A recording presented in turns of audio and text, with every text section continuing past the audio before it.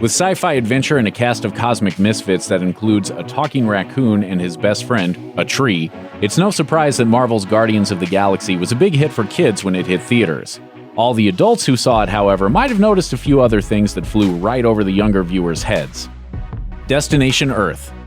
Even though he was taken from Earth as a child and raised among the outlaws known as the Ravagers, one of the key components of Peter Quill's character is his intense connection to his homeworld. It's exemplified through the awesome mixed cassette tape given to him by his mother before she died, which he listens to non-stop to form the film's soundtrack. When we see Peter as an adult, it's been 26 years since he was abducted into space by the Ravagers, and he's still holding on to the mixtape, his backpack, a troll doll, and the few other mementos he has of his old home. He's also a capable pilot who knows his way around the galaxy and even has his own spaceship named after the decidedly Earth-based celebrity Alyssa Milano. So he definitely tried to go back to Earth at some point, right? Maybe not recently, since he seems to have settled into the life of a spacefaring outlaw, but it's hard to imagine a universe in which Star-Lord didn't run away from the Ravagers and head back home at the first chance he got, even if it was just to see if the Jackson 5 ever put out another song. Unfortunately, that's not a story we've ever seen, unless he spent a few years undercover in Pawnee, Indiana. There's only one man for the job, Burt Macklin. Tale of the Tape. Peter's trusty Walkman and the mixtape contained within it are more than just a playlist. It's his main attachment to the memory of his mother, and it became the essential hallmark of the film, too. It's embedded in the very fabric of the Guardians of the Galaxy franchise. So much so that when he has to escape from space prison, Peter risks his life and his freedom just to get the tape back. And it also represents a genuine miracle in audio preservation technology. As anyone who was actually around in the 80s knows, cassette tapes aren't exactly the most durable format, especially if you're playing them over and over for, say, 26 years. And yet, Peter's mixtape and the Walkman he uses to play it are in perfect working condition after being bounced around the universe for a quarter of a century. And that's not the only tape tech Peter has. Either Sony has a repair tech in nowhere, or Peter just happened to run into the only member of the Nova Corps who could hook him up with a tape deck pulled straight out of the dashboard of a custom van. Zero G. When the team is taken to the Kiln prison, it's up to Rocket to come up with a way to get out. And what he comes up with actually ends up working pretty well. The escape plan hinges on the team getting up into the guard tower, turning off the artificial gravity in the prison, and then simply flying away. It's a good idea, but it also involves at least one very large chunk of luck.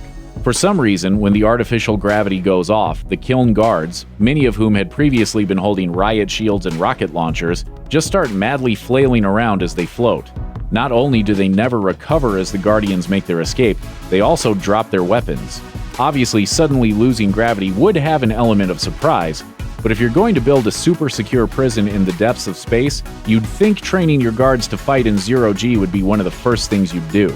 The second thing? Telling them not to drop their guns at the first sign of trouble. The Ravager Diet. Peter is abducted from Earth as a boy by the Ravagers, a group of outlaws with their own code and system of command who were hired by Peter's still mysterious father to bring him back.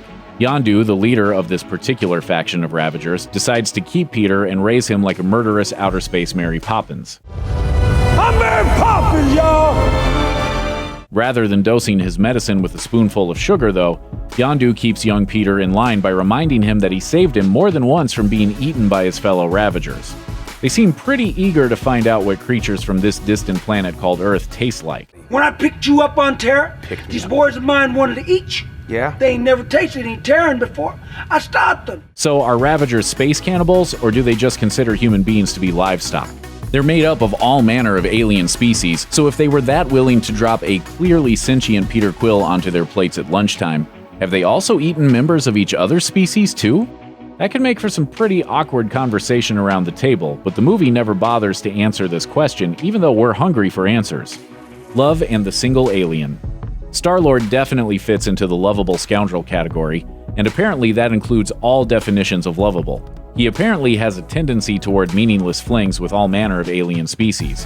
He has a woman, whose name he's forgotten, in his ship when we first meet him. He hits on Gamora when he sees her, and later he tells Drax various stories about alien women who've attacked him after he romanced his way out of and into plenty of trouble.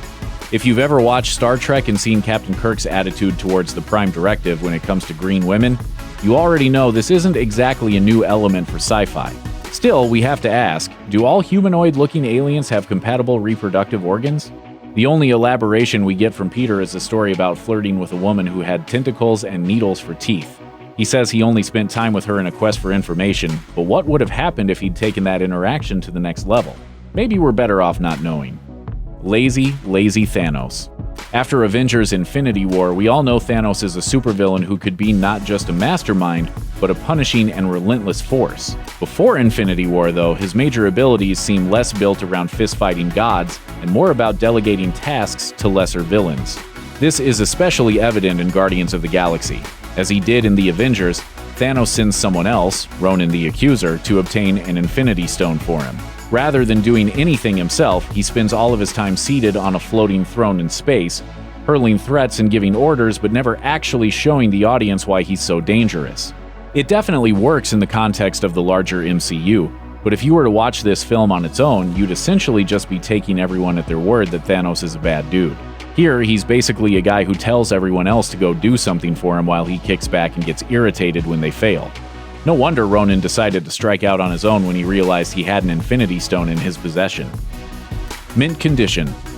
When the Guardians realize they need to get rid of the orb before it falls into the wrong hands, Gamora's plan is to sell it to the Collector, an ancient and powerful being who, well, collects things.